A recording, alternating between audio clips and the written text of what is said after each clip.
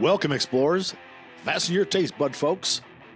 This is the Flavor Expedition, and we're ready to embark on an incredible journey through the world of flavors. We're diving into the depths of food trends, exploring exotic taste, and navigating the ever-evolving food and beverage industry. Buckle up as we take off to explore the delicious, the daring, and the downright delightful dishes from across the globe.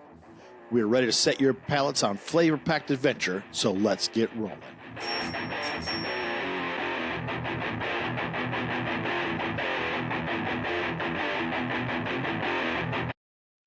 Yeah, hey everybody, welcome back. This is your co-host Dan Fallacy, along with my famous partner in crime on the co-host, Chase Obachain, and this is the Flavor Experience. Hello, Dan. How are you? Are you excited? Final episode of season 1. Big moment. It's a bittersweet moment. I'm a little emotional thinking about all of the things that we've gone through together in this last season, all the people we've talked to, all the great trends we've talked about. It's been a lot. I mean, we are going to have this is going to be our last episode for the season, as mentioned. Man, we have covered a lot of grounds, and I didn't even realize how much we had done. Truthfully, I mean, I sat down with the pen and paper and just kind of started looking at the amount of podcasts put out, the people we spoke to, the places we're at, people, the downloads, and all that kind of stuff. And it quite honestly is a little mind blowing, and honored. It's, I don't know, I'm very, very humble about it. I think it's really cool that, we challenged ourselves to do something. We talk about a little bit in episode 0, the purpose of what we're doing. And that's kind of morphed and grown. And I think we've had some interesting takeaways. Here we are 14 episodes later, right? Yeah. Who knew, right? Who knew? I mean, they say that 90%, 99% of podcasts end within 7 episodes. We've doubled that already. So, that's pretty impressive. We've made it through. But I mean, I think that you made a good point. And I think something that we haven't really talked about too in detail for our listeners is what you alluded to, of the fact that this just started on a whim, right? We were sitting down, we talk about every week. And it started out as just a chat when we were saying, hey, it would be fun because it was slow and it was kind of winter time, as it tends to cool down a little bit, both in weather, but also in the industry. We said, what if we just start a podcast? Let's see if we could do that in 30 days. And, here we are all these months later, right? 14 episodes. We did. We challenged ourselves. I think there's something really interesting to take away from that because, I've been a pretty active social media person for many, many years, and putting yourself, your own image, your voice is scary. It's intimidating. How are people going to react? Right. And I think it helped a lot that we had, each other to support on thinking through, also to encourage each other to just do it. I feel like, there's a lot of other great culinarians and chefs we'd love to have on the show to help break them out of their mold if they feel insecure about that. Because it's I don't know, it's kind of cool. It's like, hey, I've check out the podcast. It's fun to talk about. And very much so. To think that we, in 30 days or less, truly did launch our first episode. We stuck to it. We made a schedule, created a logo, intro music, everything that I think we thought we knew we should have. And maybe things will change next season. But yeah, hey, for something that we started as quickly and as rapidly as we did, I think we've done a good job. And to your point, it's so funny, the amount of times that I'm on the road or traveling, or I catch up with someone that I haven't caught up with in a while. And one of the first questions I always get asked is, how's the podcast going? The amount of people that say, I've listened to a few episodes, or I listened to your last episode. There's something just, I think, one, from our side, that you just appreciate so much about the fact that people are willing to take time out of their day to listen to you and your buddy or your friend or your colleague chat. Yeah. But to listen with the intent to kind of learn and view you as a resource of sorts, to say, I'd like to hear what their insights are. So not just as a friend, but as a colleague and a professional. It's very humbling, and I think that there's something just really special about that interaction between a host and an audience. So, I mean, that's another thing that I'd like to say right here now. Thanks so much to everybody who's listened throughout this season, because obviously, if we didn't have people listening, we wouldn't be still making these episodes. Yeah, it would be pretty sad if we were. just one listener, please. Yeah. Yeah. And it is. It's and you know what? I think it's we try to be entertaining. We try to have a fun, casual conversation because you know, this is the way we interact. I think naturally, authentically, and that part tends to resonate well. I do not like contrived, scripted conversations, and neither of us are voiceover professionals in that sense. But I think we've been pretty damn good. I'm happy with it. I've had a lot of fun, and you know what? We've had listeners in North America, of course, South America, throughout Europe, and Asia. Like, I don't know that many people, but they found us. True. I was looking at the stats earlier. We have listeners from over 20 different countries at this point. Yeah. That's pretty awesome. I mean, reported cities like Hong Kong and Germany and Brazil, Slovakia, Vietnam, and even the Netherlands. It's like, who do I know in those cities? Long lost relatives, long lost relatives. Sure. But I love it because, you know, this is, you know, who knows what they're taking away from it. And that's kind of something I ponder on, is like, what tidbit, what moment did someone go, that's what they're doing over there in North America? Or, sure. You know, and maybe we're influencing what they're doing and sharing, because I know, like I said, we're trying to be entertaining, but I think what we're really trying to be is more, I would say educating so much, but more thought provoking and more insightful to what's happening in food. You know, it's an expedition. We're trying to explore what the trends are. We're not trying to create the trend specifically, but yeah, man, we've touched a lot of topics. Which makes me ask you, Chase, what has been, if you had to pick out off of the episodes, is there a topic or an episode's topic that you liked the best? Maybe it wasn't your favorite episode.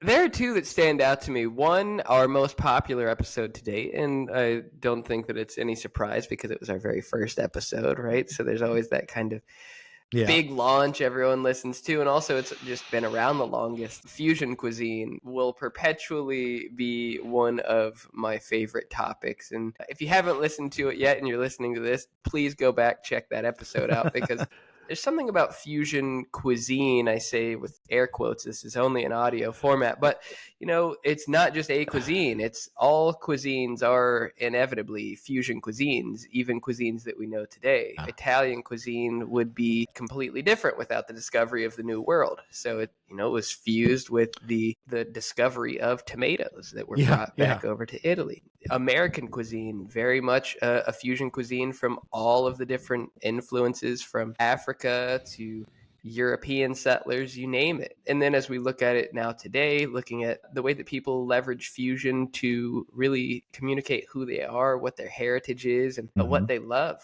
You know, people who have parents from different nationalities that put those foods and ingredients together in ways that are kind of substantial and create a narrative for what they do. I would say that's to your point, is it, that fusion cuisine, even though it, like you said, all the reasons it's been there kind of longer than a lot of them and all that stuff, but it's always weaving its way through a lot of the conversations and impacts, you know, it impacts innovation. You know, I mean, historically, I think a lot of, you know, let's say, let's just talk about for a second, you know, what in American cuisine, what Chinese food was, right? I mean, it was prepared, you know, typically by immigrant families, and they operated a little restaurant, and you know, it was very straightforward. A lot of the menu seemed the same, right? I mean, every Chinese restaurant seemed to have the same menu, and I don't know if that's necessarily a menu they would have had if they were back in China. But they seem to have all found the same American menu and copied each other. There's a degree of similarity, right? Like, I mean, to your point, in American Chinese, you think of a lot of the same dishes, right? Your lo mein, your fried rice, your orange Yeah. chicken, sesame chicken, beef and broccoli, right? It's Yep. a lot of the same things. And to your point, it's probably not a lot of things that they're eating in China. They're distinctly Americanized dishes Mhm. that are a fusion of influence of audience with traditional cooking methods. Yeah. And then what we've seen happen from the, Americanized kind of menu is it's been embraced really by a lot of like second or third generation, Chinese or Asians, right? They've kind of embraced it. That's what they think it is too, right? Because they didn't get raised back in their original heritage, country. So that's what Yeah. they think it is. And then they've taken it one step further. I'm thinking of when we had Chef Bukan Green, episode 12, where she spoke to coming over from Malaysia. No, From Laos. Laos, and how she had that infusion thing happening. Right, she was raised Hmm. in the Midwest, Michigan, Hmm. where she still lives today, and as just recently, really kind of taken on with pride that Laotian style cuisine and highlighting those flavors and bringing them forward. So Hmm. I think that fusion cuisine episode is stellar one to take a look at and listen to. Yeah, one of my favorites too, just for that reason. Yeah, yeah. And that's not something even I just to quickly stay on that sort of way that cultures adapt and just change in a new environment is not exclusive to just Asians. I mean, you think of Italian Americans here in New Jersey that think that the correct way to say, capicola or capicola Mhm. or mozzarella is actually mutz or gabagool, and it's like, well, no, that's not true at all. If you went and said that to someone in Italy, they would say, what are you saying? Why are you, it's not even written that way. So there's a degree of just natural change that happens even when that is your heritage, that is your background, where a culture is kind of shaped or morphed by the external culture of the country that you live in. So Mm-hmm. I, Yeah, I just think you it's just a wanted to say fascinating gabagool. gabagool. Gabagool. Yeah. It's something we say a lot here in New Jersey. My second favorite episode that I kind of mentioned a little bit Yeah. earlier, the Trend Reports episode. That's another one that was very Yeah. popular, it seems, looking back at those stats. Sure Where was. it was just us going through and analyzing some of the big trend reports that came out in this last year and saying what makes sense, what maybe makes less sense. Do we believe it? Do we love it? Do we hate it? The good, bad, uglies. And there's something just so fun about looking at trend reports. I think we all, especially in the corporate food world, do it because you want to say, can I get ahead of it? Is this something that I was already kind of calling? So you can say, I knew it. And really looking at that, because there were some things that we agreed on. There were some things that we have seen year after year, and we go, is this really as big a trend as we continue to feel like we're being told it is? Because we hear a lot of things are going to be bigger and bigger and bigger, and they never really hit that proliferation or ubiquity Yeah, so stage. think about this. You're a manufacturer, and maybe you're making a certain flavor something, and it hints towards that trend. So what are you going to put in your trend report? This is it. Everyone's got to have it. And I get that. Marketing and sales, it's all a part of the marriage and what we in this dance that we're a part of as chefs, working with trend forward information and data. So, there has been kind of, I wouldn't call them stale, but I would say more expansive, deeper dives into what is on trend. I mean, we've seen, trends go from a very global perspective to a much more regional perspective, even down to towns and villages specifically. For sure. The way things are made, and then that gets interpreted and becomes a fusion of something else, right? So I think the trend report was fun. I love looking at where we were at the time. And I think it'd be interesting when we circle back around and do it again next season. Yeah, for sure. What was there or not.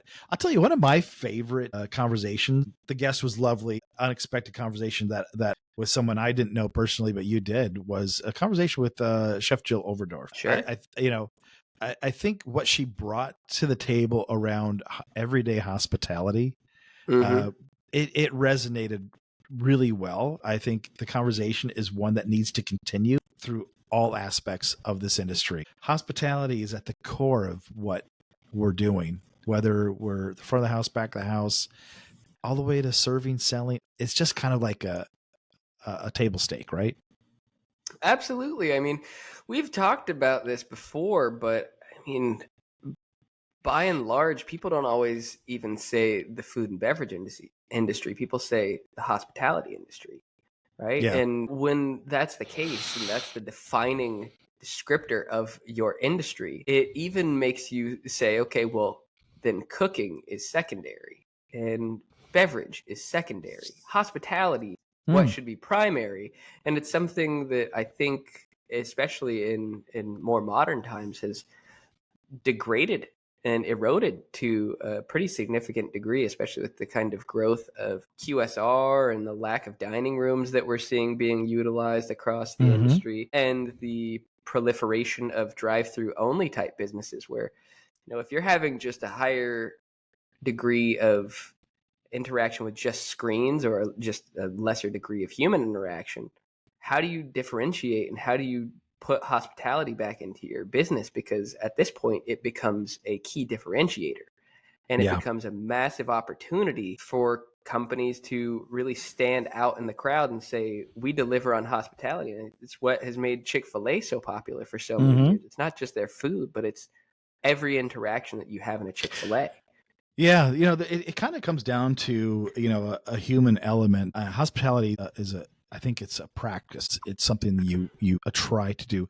The result of it, when it's done properly, Mm-hmm. even goes a little bit deeper. I think of the word dignity, right? I mean, Okay. it dignifies that you are here, you're a guest, and like you said before, the food. Listen, food flavor is number one when you're trying to sell something to get it bought in. Mm-hmm. I mean, it's got to taste great, it's got to look good, it's got to function, perform, and then whatever way that you're executing on it, it's got to be operationally efficient, so the restaurant can actually prepare and sell it in the way that's designed to go. Sure. But that being said, everyone was dignified with coming in. The food doesn't have to be the best. It has to be Mm-hmm. consistent so you know what you're coming in for, right? Sure. The value price. I think this is something that has hit everybody the last couple of years, and the price of going through a QSR is astronomical, and that more and more Mm-hmm. people are now dining at home because it's now cheaper. It used to be cheaper to go through a drive-through.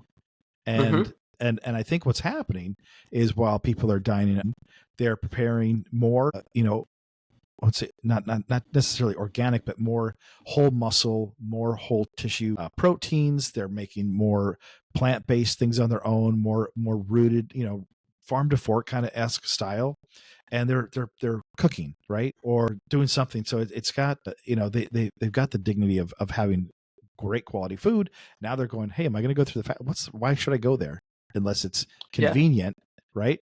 And the reason why, as you said, Chick-fil-A. I mean, I think they make a fine chicken sandwich.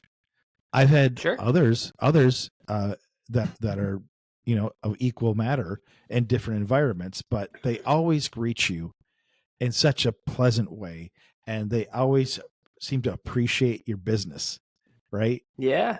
And the Absolutely. food's consistent. The food is consistent, and that being done, um, they've nailed it. So I think having Chef Jill bring that perspective up was really impactful and a really fun conversation. Listen, a lot of our guests were all great, but that one kind of like was a gut punch, but it kind of surprised, right?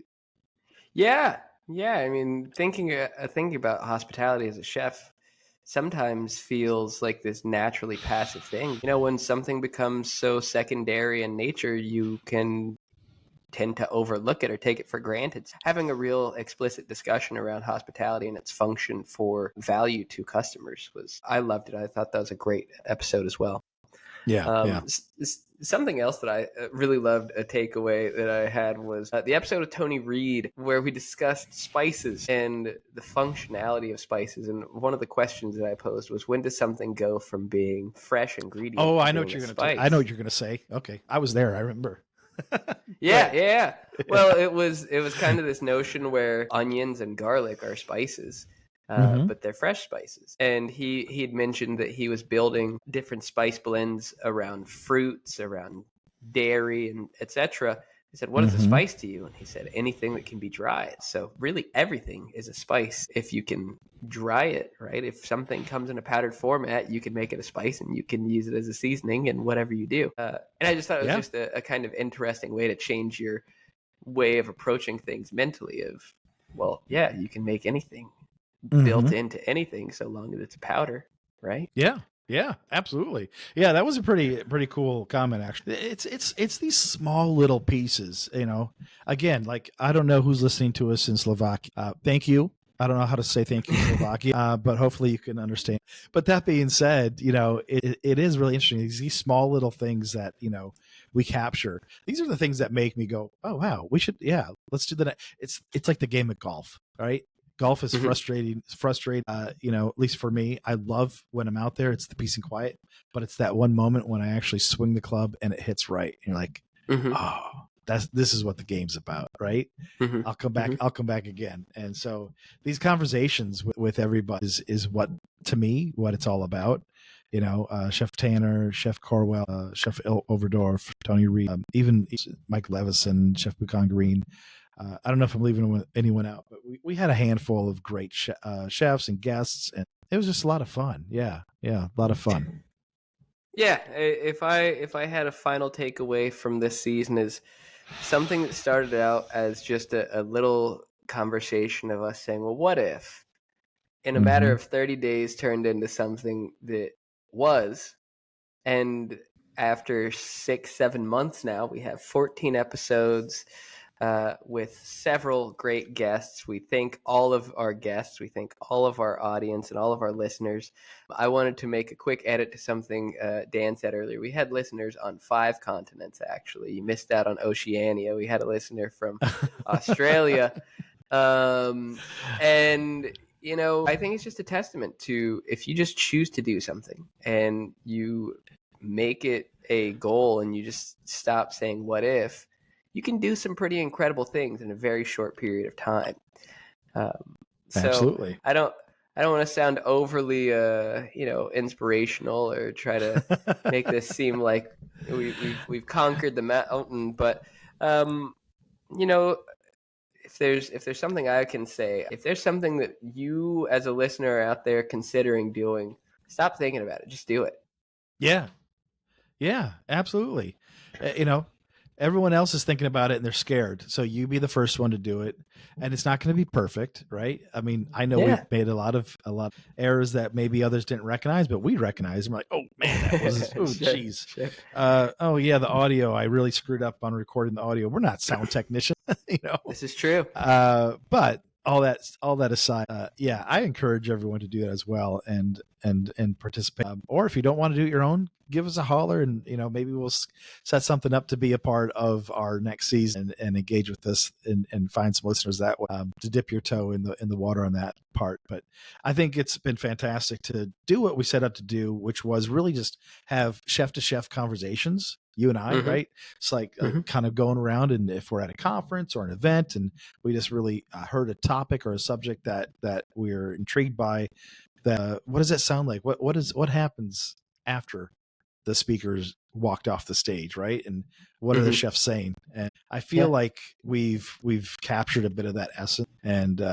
you know, looking forward to doing it again for another season because it's fun. It's fun. Yeah. At the end of the day, we're having a good time doing it, so we're going to keep doing it, and we appreciate everyone for listening. But otherwise, hey, thanks for listening. We'll see you in the next season, and yeah, it's been a good time. Absolutely. Until season 2. Wow, that's we never thought that was coming out of our lips, right? Yeah. Until season 2, we will be having a short hiatus in between all the fun here and enjoying our summer a bit. I think we can have a little bit of excitement with some cheering. Woo. There we go. Yeah. They love us. So hey, everyone. Thank you so much for listening, for downloading, for being guests, and sharing it with your friends and family. I want to thank Chef Chase here for participating in this madness with me. And and thank you. Absolutely. Yeah, I think we're gonna have a well-deserved little break, and soon we'll be announcing the next season on social media, and just keep following us on LinkedIn. You can check out Flavor Expedition on LinkedIn and see posts through there, as well as either myself or Chase Obachane. We're both social media available, and we're looking forward to next season. So thank you, thank you, thank you. See you in the field. See you in the field. Take care. Before we sign off, we just want to say thanks for joining us. And if you're building that innovation pipeline, struggling to stay on trend, having difficulty with creating new and hard-hitting recipes and menus, or maybe you just need some sales support or product representation, just reach out to either of us on LinkedIn or go and find us on foodtrendtranslator.com or chaseopenchain.com.